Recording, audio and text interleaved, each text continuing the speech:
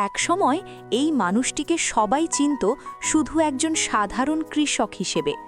প্রতিদিন ভোরে উঠেই মাঠে যেতেন, কাঁধে লাঙল আর মনে হাজারো স্বপ্ন। কিন্তু জীবনের পথটা ছিল সহজ নয়। ঝড়, বন্যা, ফসলের ক্ষতি সবকিছুই তাকে বারবার হার মানাতে চেয়েছে। তবুও তিনি থেমে থাকেননি। নিজের পরিশ্রম আর নতুন পদ্ধতি ব্যবহার করে ধীরে ধীরে বদলে ফেললেন নিজের ভাগ্য। আধুনিক কৃষি প্রযুক্তি শিখে তিনি ফলন বাড়ালেন, অন্য কৃষকদেরও শিখিয়েছেন। আজ তার সফলতায় বদলে গেছে পুরো গ্রামের চেহারা।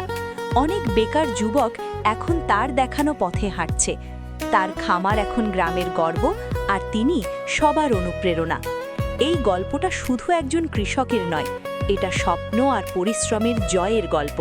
যদি ইচ্ছা থাকে তাহলে যে কেউই নিজের ভাগ্য বদলাতে পারে। সিএস।